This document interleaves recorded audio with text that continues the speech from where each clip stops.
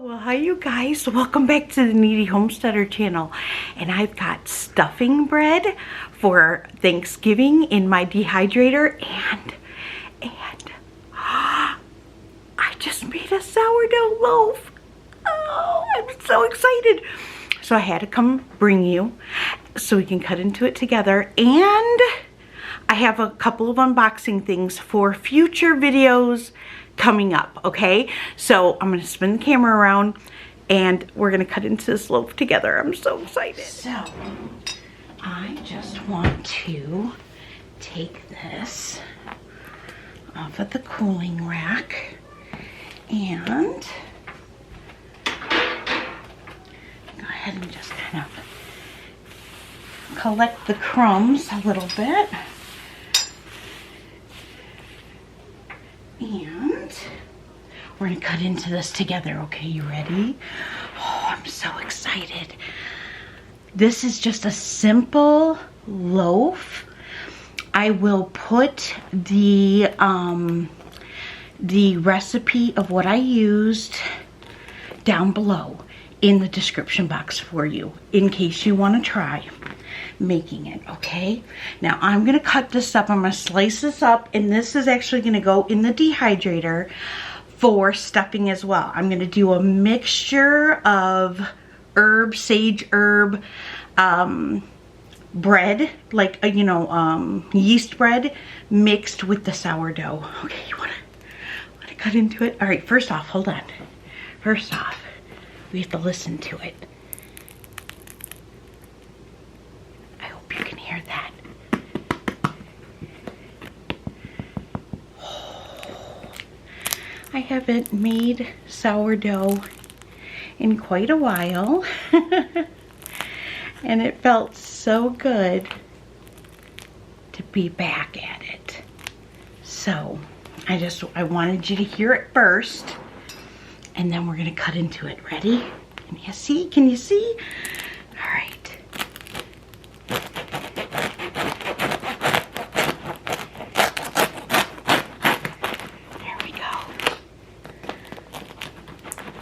My hands are not that strong today with the weather the way that it is.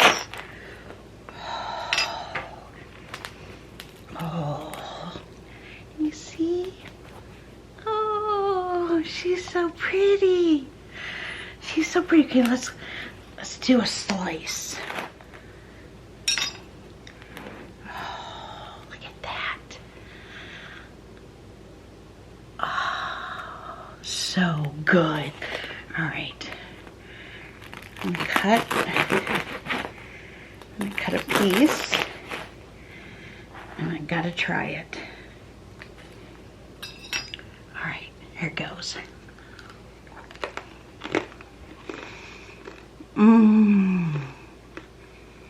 Oh, that has such a good flavor. Okay.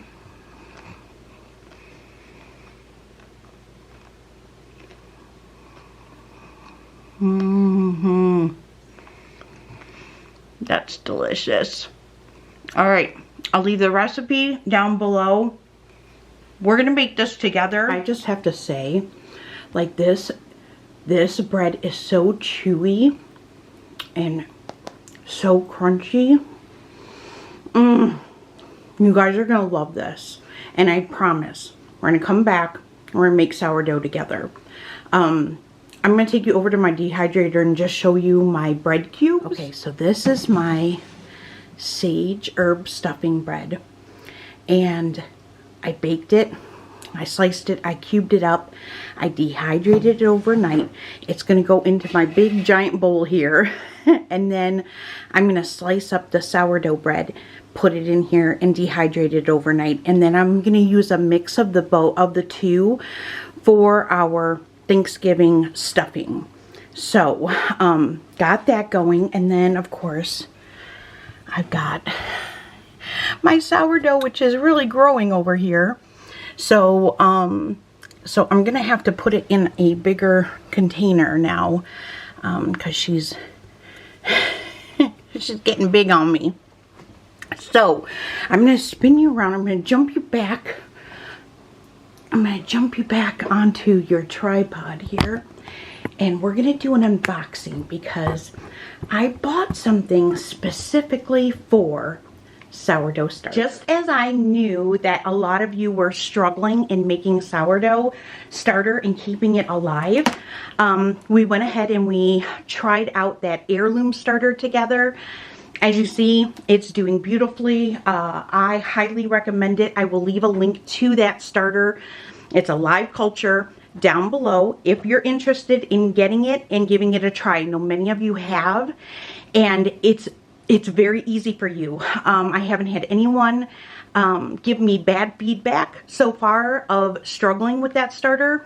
Quite the contrary. I've had quite a few people tell me it's the first sourdough starter that they've had that they have not killed. So if you want to check that out, that's down below. I will leave a link to the video, and I'll leave a link to the series because we did like a little 3-day series, opening it up together, feeding it together, and doing that, you know, as a group. So I know many of you now that you got your starter, we've solved that problem. Many of you struggle with keeping it alive. I know many of you have told me you have really cold kitchens and the starter just doesn't do well. I myself have a cold kitchen. I have a lot of windows. It's an open concept kitchen. So I struggle with that myself. So I was looking for a solution to struggling with keeping the sourdough starter warm and then putting it to bed in the fridge. Many of you know that when you put your sourdough starter in the fridge, you only need to feed it once a week. However, if you go to use it to make a sourdough bread, you have to bring it out like 2 days in advance, let it warm up, feed it, give it a couple of feedings before you actually can use it. Somebody like me, where I deal with like a lot of, you know, chronic pain, that's not always easy for me to do. I don't know when I will physically be able to stand in my kitchen and make sourdough bread. So I have struggled with this myself. However, the solution may be in this box. I don't know. I have been watching this product since its evolution. They were actually taking pre-orders if it ever went into production when I first found it. And I want to say that was maybe, with my brain injury, it's so hard for me to tell. I don't know if that was like a year, 2 years ago, something like that. It's been a while. It's been a while. Well, they went into production and they are now selling them not only on Amazon, but also on the King Arthur flour website, King Arthur baking website. So, you know, if they sell it, it's probably good. So, I want to do an unboxing with you guys of what this product is, what it looks like, and I am going to test it out. So, I can kind of cut the tape. This is called the Sourdough Home. And I know some of you might have heard about it or have seen it yourself. It's by, what is that? Is that Brad and Taylor? Broad and Taylor? Broad and Taylor. Okay, I want to make sure I get it right. Broad and Taylor. All right, we're going to open this up. And we're going to unbox this together. So, in the top here, we've got our instruction manual. We've got a thank you for your purchase. They are a family-owned site. Nice, they give you contact information. I always like that in case you have trouble. All right, so let's pull her out. And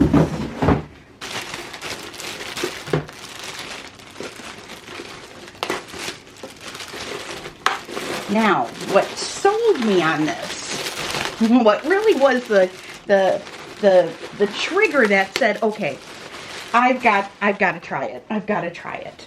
is that this little contraption here will not only, and I think it goes up this way, like that. This will not only keep your sourdough at the right warmth, right? So if you're dealing with a cold kitchen, it will keep it at the right temperature warmth-wise, but this will also keep the right temperature cold-wise. So instead of putting your sourdough in the fridge and feeding it once every 7 days, and then having to take it out a couple days before you want to bake with it, and give it a couple of feedings, and get it back up going, this will keep your sourdough for 5 days. So you have to feed it once every 5 days. However, when you want to bake with it, there is no bringing it out, feeding it a couple of times, any of that. You simply bring it out and you can use it right away. That is what sold me, because like I said, with chronic pain, I don't know when I will physically be up to baking.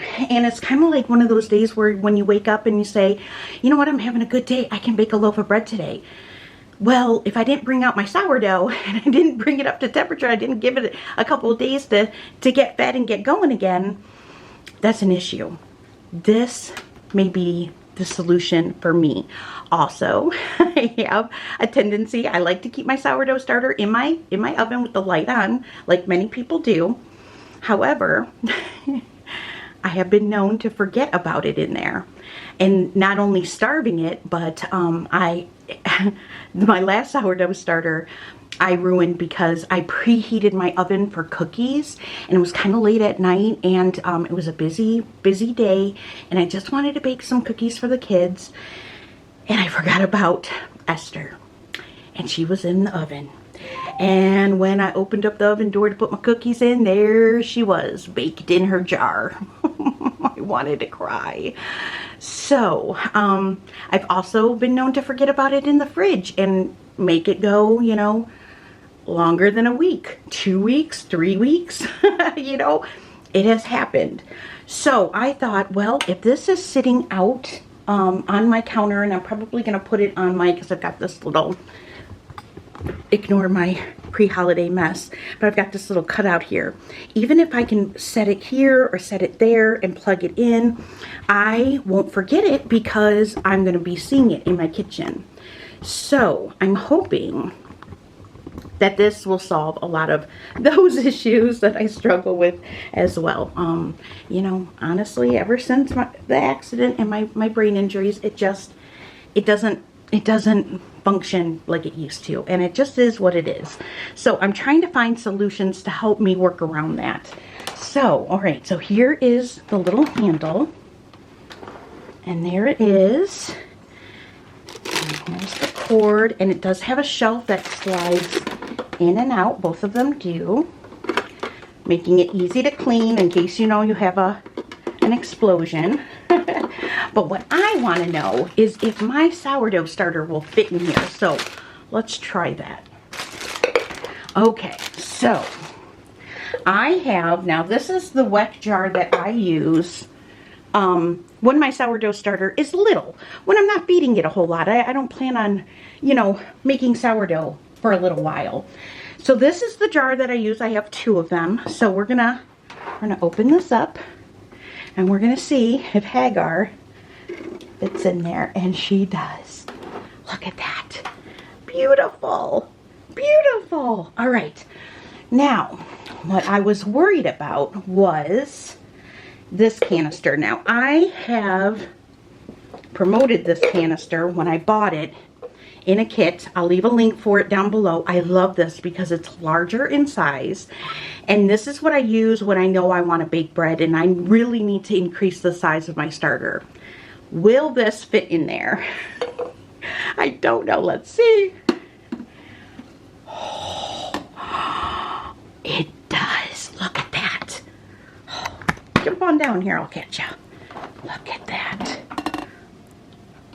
Oh, so if any of you bought this canister for your sourdough, it's going to fit. It is going to fit. Oh, that's wonderful. Oh, I'm so excited about this. Okay, let's plug it in and let's take a look at what it looks like. Okay, we're going to plug it in and plug it in. And this is the little handle. It has a little handle so you can pick it up and carry it where you need to. And then let's go ahead and, hopefully you guys can see that. We're going to go ahead and turn it on. Of course, I have not read any of the instructions. So we can go down in temperature. Let's see how low it goes. Ooh, it goes super low. Ooh, it goes down to 41 degrees Fahrenheit. Let's see how warm it'll go. I'll have to look up, like, what's the optimal temperature? Ooh, it goes up high. 99 degrees. Wow. All right, so I'll have to read through this book. So it says, I'll just give you a quick glimpse. All right, that focused. All right, so if you want to feed it every 5 days or every 120 hours, you're going to set it at the 45-degree temperature. 3 days will be 50 degrees. 2 days will be 54, and feeding it once a day is 68. Oh, so nice. Condensation, how to clean it, cool mode limitation, temperature range. Sourdough Home features a temperature display with 2 digits. The highest temperature that can be set in Fahrenheit is 99. To reach a higher temperature, change the display to Celsius mode. Temperature can be set up to 50 degrees if the temperature is set in Celsius. Okay. All right. I got some reading to do, but I'm just going to set it to the 45 degrees. No, I don't want that. No, I don't want that. I want this. I want 68. I want 68 because I'm feeding my sourdough starter once a day. And there Hagar is. This is the heirloom sourdough starter from 1916, San Francisco, Fisherman's Wharf. Like I said, I'll leave a link to that down below. I'm just going to tuck it in there for right now. And I'm just going to let it do its thing. I'm just going to set it there. And I'm just going to let it do its thing. I'm going to keep the tie so I can tie up the loose cord there. And then I will come and read this. But I've got a couple more things I want to unbox with you. So let's go back to the butcher. In addition to doing sourdough bread together, which we're going to do just a simple recipe that I have to practice at.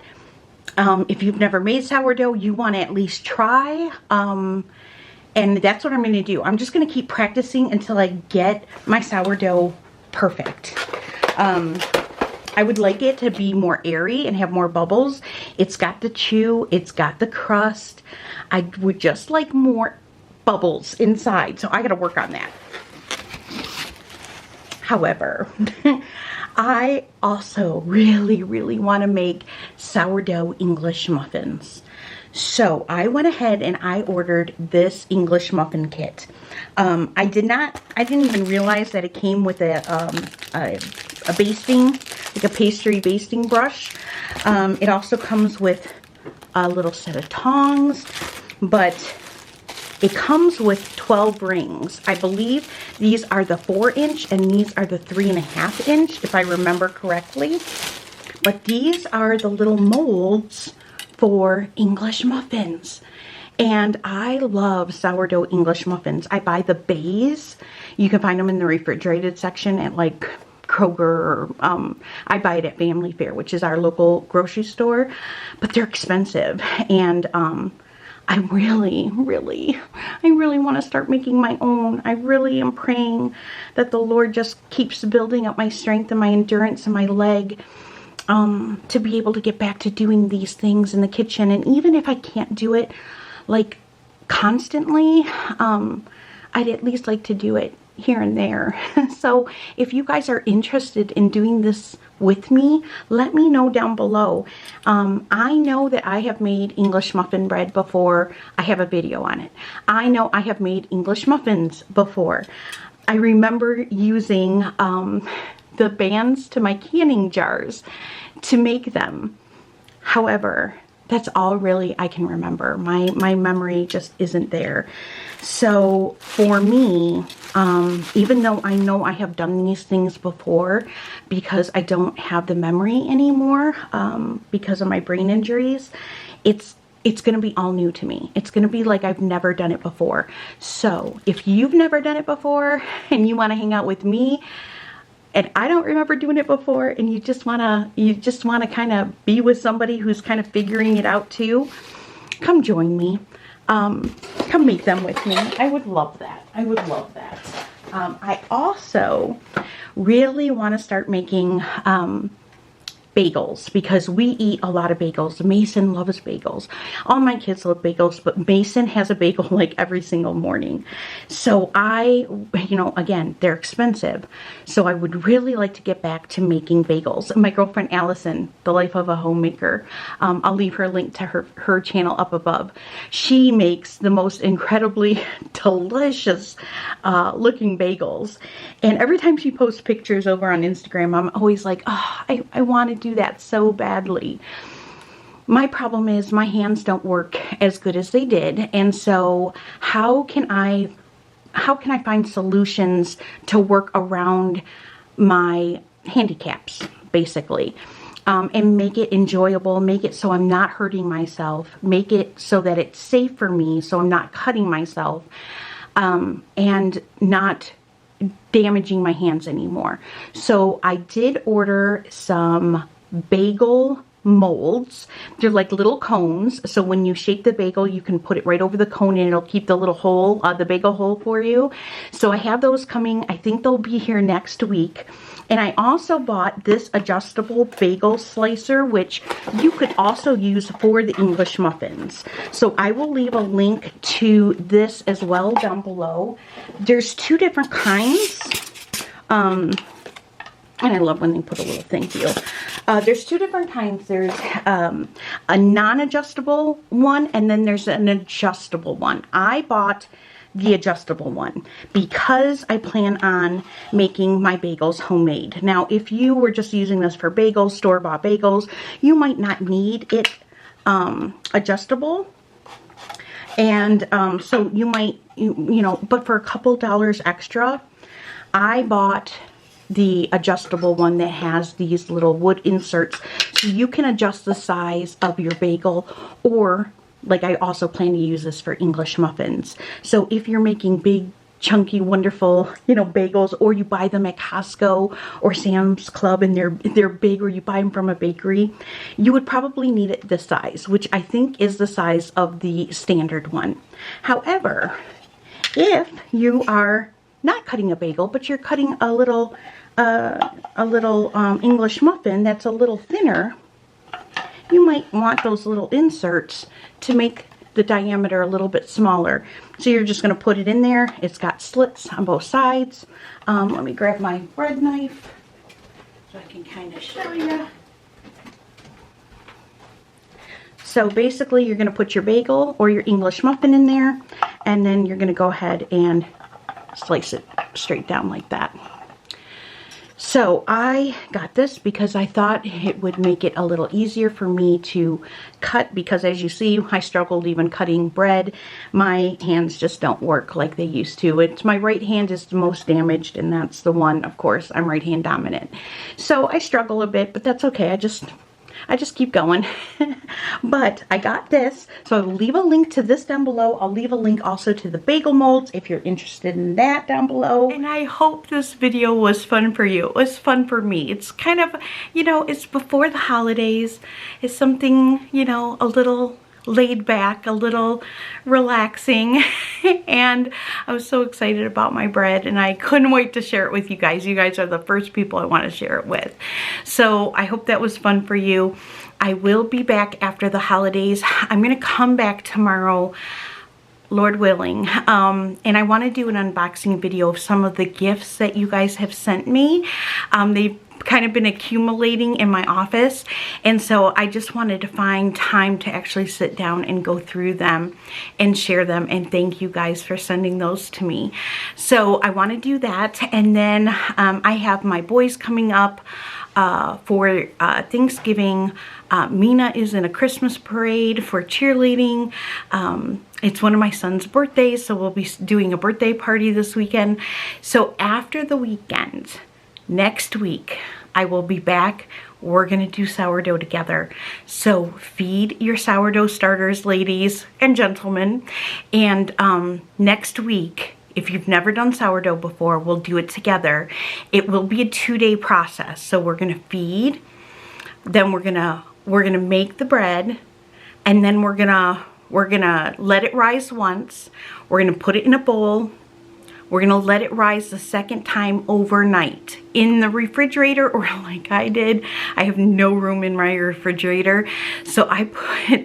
Danny's like, "How about we put it in the smoker and keep the lid down?" And we had the cover over it, so it went outside. It's cold enough. We're at the freezing point here in Michigan, so it spent the night outside. Brought it in. Put it in a pan, kind of let it come up to temperature, and then we baked it off. And we're gonna do that together. So if you've never baked sourdough before, but you've got your starter now, you've got your heirloom starter, you got it fed, you got it going, and now you're like, okay, you're chomping at the bit to make bread, we're gonna do it together next week. I'm so excited. Can you tell? I'm just a little excited. All right, you guys, I love you all very much. Happy Thanksgiving if you're here in the States.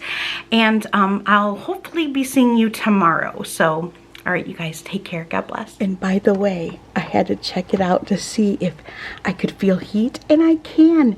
It feels very, very light, almost just like inside my oven when I have the light on.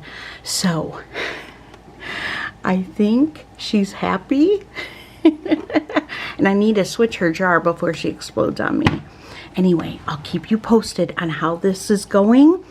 And again, I'll leave a link down below. You might want to add it to your Christmas list, your wish list.